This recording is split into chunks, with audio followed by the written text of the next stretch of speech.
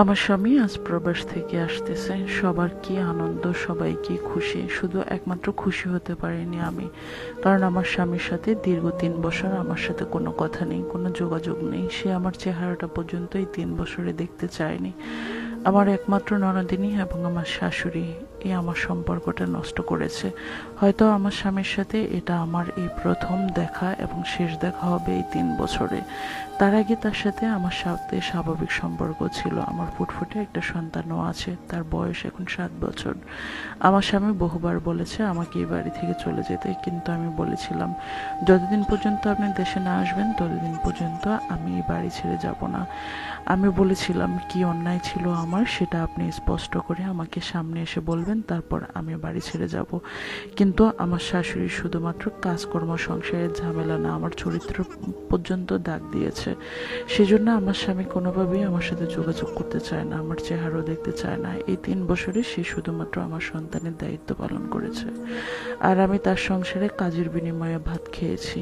এর বাহিরে তার সাথে আমার কোনো রকমের যোগাযোগ কিংবা কোনো রকমের সম্পর্ক নেই। আমার পরিবার অনেকবার আমার স্বামীর সাথে যোগাযোগ করার চেষ্টা করেছে, কিন্তু না, সে যোগাযোগ করেনি। হয়তোবা সে নিজ থেকেই চায়নি আমার সাথে যোগাযোগ করার কিংবা আমার পরিবারের সাথে। শুধুমাত্র আমাকে আমার শাশুড়ি ননদ চরিত্রহীন উপাধি দিয়েছে আমার স্বামীর কাছে। পুরা বাড়ির মানুষ বারবার বলেছে যে আপনাদের বউ এবং ছেলের মধ্যে যে সমস্যা হয়েছে সেটা আপনারাই সমাধান করে ফেলুন। এত ভালো একটা মেয়েকে এভাবে অপমান করবেন না, এরকম অনেকবার অনেক মানুষ বলেছে। বিশেষ করে ঈদে আত্মীয় স্বজন, বাড়ির অনেক গণ্যমান্য মানুষ শহর থেকে দেশে আসে, তারা অনেকবার বৈঠক করেছে আমার শাশুড়ির সাথে, কিন্তু ওনার একটাই কথা, উনি আমাকে রাখবেই না। উনি আসলে ওই যে কথায় আছে, যাকে পছন্দ হয় না তার চরণ বাঁকা। আমার শাশুড়ির হয়েছে তাই। আজকে 3 বছর পর আমার স্বামী দেশে আসতেছে। ও গিয়েছে এখন 5 বছর হয়েছে, কিন্তু 2 বছর আমার সাথে যোগাযোগ ছিল। বাকি 3 বছর টোটালি কোনো যোগাযোগ নেই। আমার স্বামী আমাকে তাই মনে করে যে আমার চরিত্র খারাপ। একাধিক পুরুষের সাথে আমার হয়তো বা কোনো সম্পর্ক আছে, কিন্তু আমি এই 3 বছরে 3 সেকেন্ডের জন্য আমি আমার বাবার বাড়িতে যাইনি, এমনকি বাড়ি থেকে বের হইনি। কিন্তু আমার শাশুড়ি আমার হাজব্যান্ডকে অনেক ভুল বুঝিয়েছে। আমি মোবাইলে নাকি সারাদিন রাত কথা বলি, কিন্তু আমি মোবাইলের এখনও অনেক ফাংশন বুঝি না। আমার হাজব্যান্ড আমাকে হোয়াটসঅ্যাপ ব্যবহার করতে দেয় না, ইমো ব্যবহার করতে দেয় না, ফেসবুক ব্যবহার করতে দেয় না, কোনো কিছুই ব্যবহার করতে দিত না। কিন্তু কি থেকে যে কি হয়ে গেল তাই বুঝে উঠতে পারিনি। আমাদের মধ্যে সম্পর্কটা অনেক ভালো ছিল। আমি জানি আমার শাশুড়ি আমাকে এবং আমার স্বামীকে দুজনকেই কালো জাদু করেছে। আর আমার স্বামী যখন 5 বছর আগে দেশে এসেছিল তখন ওনার পাশে শুইয়ে শুইয়ে আদর যত্ন করে তেল পড়া পানি পড়া যা কিছু খাওয়ানো লেগেছে সব কিছু করেছে। আমি টের পেয়েছি, কিন্তু কিছু বলার আমার বাসা ছিল না, কারণ তখন থেকেই আমার স্বামী আমাকে অপছন্দ করতে শুরু করেছে। যাই হোক, এই 3 বছরে নিজের সাথে নিজে প্রতিজ্ঞা করেছিলাম যে যতদিন পর্যন্ত সে বাড়িতে না আসবে ততদিন পর্যন্ত আমি এই বাড়ির বাহিরে যাব না। আমি আমার কথা রেখেছি, যাইনি। আজকে সে দেশে আসতেছে, হয়তোবা আমাকে ডিভোর্স দেওয়ার জন্যই আসতেছে, তারপরেও আমার শান্তি। 3 বছরে তো আমি কোথাও যাইনি তার বাড়ির সীমানার বাহিরে, এমনকি কোনোদিন বাজার পর্যন্ত যাইনি। যাই হোক, আজকে যখন আমার স্বামী দেশে আসতেছে বারবার আমার শাশুড়িকে বলেছি, মা আমি আপনাদের সাথে এয়ারপোর্ট যেতে চাই, আমিও ওকে আনতে যেতে চাই। আমার শাশুড়ি একটা কথাই বলেছে, তোকে দেখলে আমার ছেলে আর এয়ারপোর্ট থেকে বাসায় আসবে না, আমার ছেলে সেখান থেকে আবার বিদেশ চলে যাবে, তোর যাওয়া দরকার নেই, তুই প্রয়োজনে বাবার বাড়িতে চলে যা, আমার ছেলেটা এতদিন পরে আসবে, হয়তো তোরে দেখলে আবার ঝগড়াঝাটি ঝামেলা শুরু হবে, এমনটা বলেছিল। আমার খুব শখ ছিল এয়ারপোর্ট যাব, কখনো স্বামীকে আনতে যাইনি এত বছরে, এবার যাব, হয়তো বা এবারই শেষ। আসতে আসতে এমনটাই চিন্তা ছিল যে তার বুকে মাথা রেখে আমি সমস্ত ঘটনা তাকে খুলে বলবো, কিন্তু আমার শাশুড়ি আমাকে সেই সুযোগটা দিল না। আমার স্বামী আসলো, সারাদিন পার করে রাত্রে বাসায় আসলো, তাও অনেক রাত্রে। যাওয়ার সময় আমার ছেলেটাকে পর্যন্ত নিল না আমার শাশুড়ি। যাই হোক, আমার শাশুড়ি, ননদ, ননদের জামাই, আমার শ্বশুর, আমার 2 দেবর সবাই গিয়েছে, শুধু আমরা মা ছেলে যেতে পারিনি।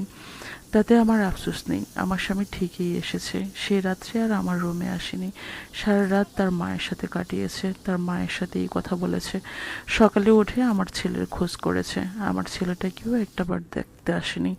আমার ছেলেটা এত রাত করে এসেছে, ঘুমিয়ে পড়েছিল, তাই তার বাবার সাথে দেখা হয়নি।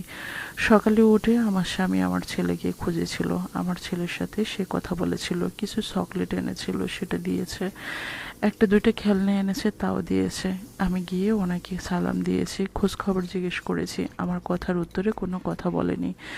সেদিন বিকালবেলায় আমার মা বাবা এবং পরিবারের মানুষকে ডাকা হয়েছে, তারাও এসেছে। আমি খুব অবাক হয়েছি, আমি কিছুই জানতাম না। তখন বাড়ির কিছু ময়মরব্বি নিয়ে বৈঠক হয়েছে, সেটার মধ্যে অনেক চিৎকার চেঁচামেচি করে ঝগড়াঝাটি হয়েছে। আমার শাশুড়ি কোনো কিছুর বিনিময়ে আমাকে রাখবে না, যত টাকার বিনিময়ে হোক উনি আমাকে বিদায় করবেই করবে। আমার স্বামীর মাঝে মাঝে একটু দয়া হয়েছে, বারবার বলেছে আমি জানি না আমার সংসারে কি হয়েছে, তবে আমি এগুলো বিশ্বাস করি, কারণ আমার মা আমার কাছে বলেছে, আমার মা যা বলে তাই সত্যি, তাই আমি ওকে রাখবো না। কিন্তু পরক্ষণেই সন্তানের কথা বললেই সে কেঁদে দিত। এরকমটা করে পরপর 3বার বৈঠক হয়েছে। 3বার পরে আমার বাবা বলেছে, ঠিক আছে বাবা, আমার মেয়ে যদি দোষী হয় তাহলে আমার মেয়েকে তাড়িয়ে দাও, আমার কোনো সমস্যা নেই, তবে আমাকে আমার নাতিটাও দিয়ে দিও। বড় আদর করে আমার মেয়ে আমার নাতিকে বড় করেছে। তখন আমার বাবা মা ওই বৈঠকে অনেক কেঁদেছিল। আমার স্বামীও বলেছিল আমার মা যা বলে তাই হবে। আমার শাশুড়ি বলেছিল আমাকে নিয়ে আসতে। সত্যি সত্যি আমার মা বাবা সেই রাত্রে আমাকে নিয়ে এসেছে। 1 সপ্তাহ পর আমার স্বামী আবার বিদেশ চলে গিয়েছে। আজ 2 বছর আমার স্বামী আবার বিদেশ চলে গিয়েছে, অথচ তার পরিবারকেও নাকি না জানিয়ে চলে গিয়েছে।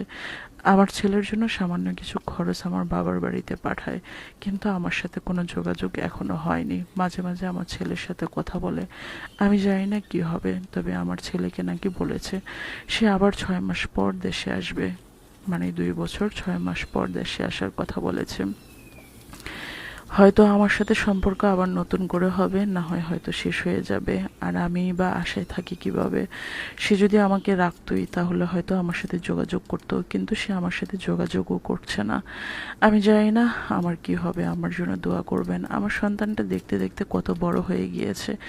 আমার সন্তানটা আমার স্বামীকে অনেকবার বলেছে, বাবা আমি মাকে এবং বাবাকে একসাথে দেখতে চাই, আমি একসাথে থাকতে চাই, এটা বলে অনেকবার কান্না করেছে। তবে আমিও মাঝে মাঝে শিখিয়ে দেই অনেক কথা, আর সেগুলো আমার ছেলে যখন বলে তখন আমার স্বামী হাসে আর বলে, বাবা সব কিছুই হবে, তুমি যা চাইবে তাই হবে। তবে আমি যতটুকু জানি আমার শাশুড়ির সাথে শ্বশুরবাড়ির সাথে আমার স্বামীর এই 2 বছর কোনো যোগাযোগ নেই। হয়তোবা আল্লাহ চাইলে আমাদের সংসারটা আবার হয়তো সুন্দর হতে পারে। তবে এই 2 বছরে আমার স্বামী আমার বাবাকে বহুবার কল দিয়েছে, বাবার কাছ থেকে আমাদের খোঁজ খবর নিয়েছে, বাবার কাছ থেকে আমার খোঁজ খবরও নেয়, কিন্তু আমাকে খরচের টাকা দেয় না। আমার ছেলের জন্যই শুধু মাসে 10-12 হাজার টাকা দেয়, এতটুকুই তার দায়িত্ব। আমার জন্য দোয়া করবেন, আমার গল্পটা ভালো লাগলে প্রচার করবেন।